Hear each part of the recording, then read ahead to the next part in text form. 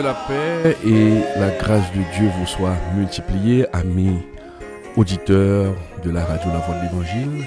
Bienvenue à notre émission, votre émission, l'échelle de la sanctification. Au micro, pour vous servir, le pasteur Claude Emmanuel Camille et à la table de contrôle, Marc Saint-Fort, dit Makito. Encore une fois, c'est un plaisir d'être avec vous. Nous allons passer 1 heure, 30 minutes dans le partage de la parole de Dieu. Nous avons vu la semaine dernière les caractéristiques d'une église charnelle. Nous allons continuer à voir cet aspect, les caractéristiques d'une église charnelle. Les caractéristiques d'une église charnelle, les caractéristiques d'un chrétien charnel. Je vous avais dit la semaine dernière, dès que l'église est charnelle, dès que la tête est charnelle, cela va produire des chrétiens charnels. Comment pouvons-nous identifier, amis auditeurs de la radio La Voix de l'Évangile, une église charnelle? Nous avons vu la semaine dernière une église qui ne met pas l'accent sur la croix, sur le sacrifice de la croix, est une église charnelle. Car Jésus est venu, la mission ultime de notre Seigneur Jésus-Christ, c'était de venir pour mourir pour nos péchés, pour nous sauver de la mort éternelle. C'était la mission de Jésus.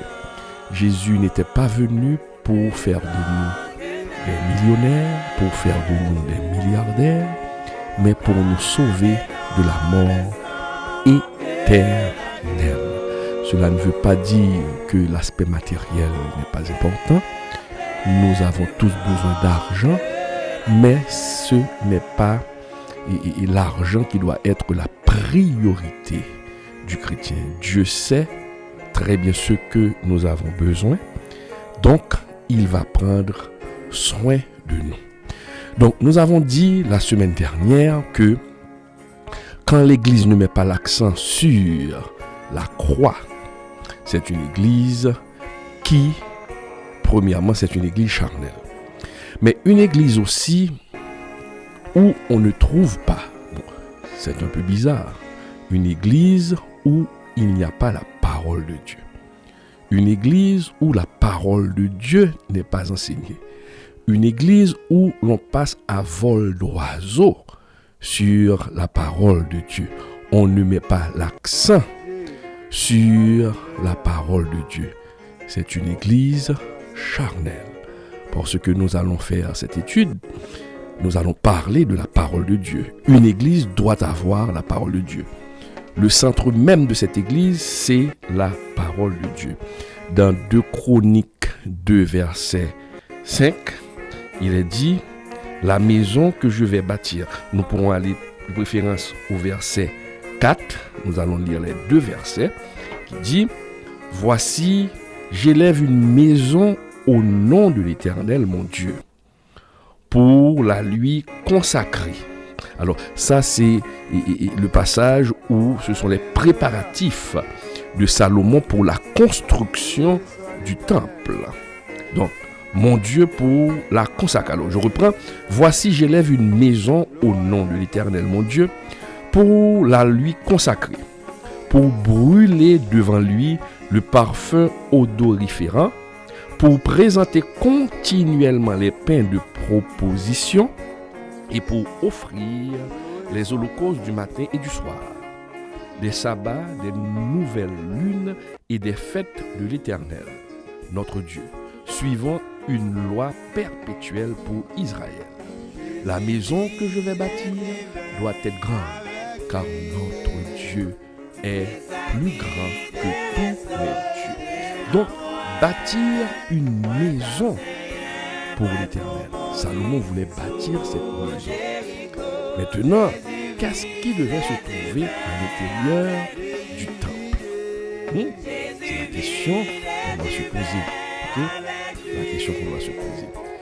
qu'est-ce qui doit se trouver à l'intérieur du temple et qu'est-ce qui se trouvait à l'intérieur du temple. Mes chers amis, auditeurs de la radio La Voix de l'Évangile, Dieu ne voulait pas être loin de son peuple. Dieu voulait ou caressait le désir de faire d'Israël un royaume de sacrificateurs afin de se révéler aux autres peuples perdus à cause de la désobéissance de nos premiers parents. Dieu dit, dans Exode 19, verset 4, 5, vous avez vu ce que j'ai fait à l'Égypte. Là, Dieu s'adresse au peuple d'Israël. Vous avez vu ce que j'ai fait à l'Égypte et comment je vous ai porté sur des ailes d'aigle et amené vers moi. Maintenant, si vous écoutez ma voix et si vous gardez mon alliance, vous m'appartiendrez entre tous les peuples, car toute la terre est à moi. Vous serez pour moi un royaume de sacrificateurs, une nation sainte. Amis auditeurs de la radio La Voix de l'Évangile, Dieu voulait être parmi son peuple. Et pour ce faire, nous devons construire le tabernacle pour que mon Dieu car avec eux.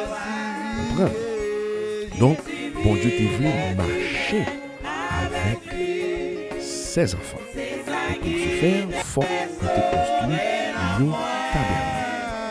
Mais quand il y a la question pour nous poser, là, la petite étude, ça, parce que c'est la construction du temple pour Dieu. Et nous prenons ensemble notre temple là, qui ça t'apprend le plus important, parce que nous faisons notre temple là, c'est un paquet d'éléments.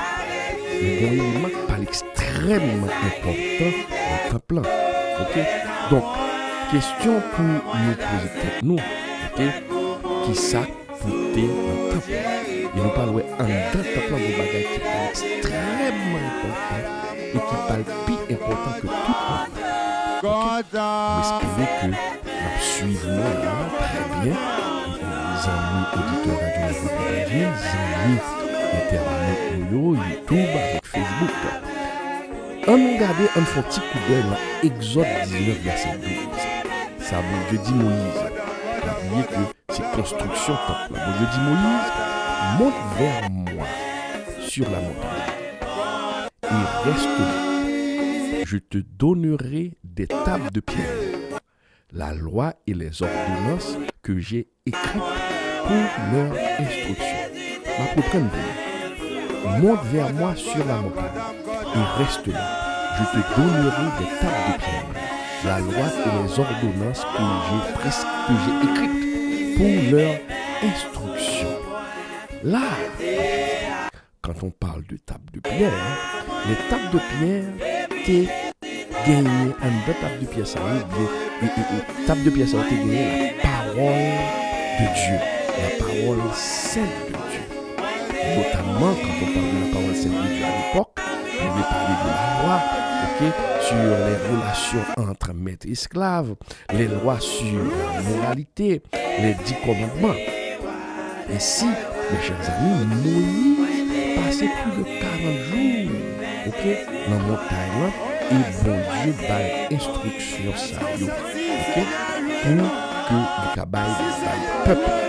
Donc c'était la parole de Dieu à transmettre et le peuple devait obéir à la parole de Dieu. Là, on parle de construire ça de l'eau, les instructions pour la construction de l'arche de l'Alliance. Et l'arche de l'Alliance qui ça devait contenir la parole de Dieu. Vous comprenez? On va faire demander pour construire ça de l'eau, l'arche de l'Alliance. L'arche de l'Alliance, pour gagner ça. L'arche de l'Alliance, c'était pour gagner la parole de Dieu. Si nous lisons Exode 25, versets 10 à 22, pour nous, il dit, ils feront une arche de bois d'acacia. Sa longueur sera de 2 coudées et demi. Sa largeur d'une coudée et demi. et sa hauteur d'une coudée et demie. Tu la couvriras d'or pur. Tu la couvriras en dedans et en dehors. Et tu feras une bordure d'or tout autour. Verset 16 là dit, tu mettras dans l'arche le témoignage que je t'ai donné. Est-ce que bon Dieu bah l'ordre pour faire une arche, mais pendant arche là, nous allons mettre qui sera le témoignage que je te donnerai. Le témoignage, le mot témoignage désignait les deux tables de pierre qui contenaient la sainte parole de Dieu. Ok? Et c'est la raison pour laquelle table de pierre, ça veut dire l'arche du témoignage. Vous pouvez que nous suivons là. Maintenant, pas oublier que dans construction, nous pas bien qui peut le faire. Nous parlons là de construction de l'arche de l'alliance. Et l'arche de l'alliance devait avoir, ok.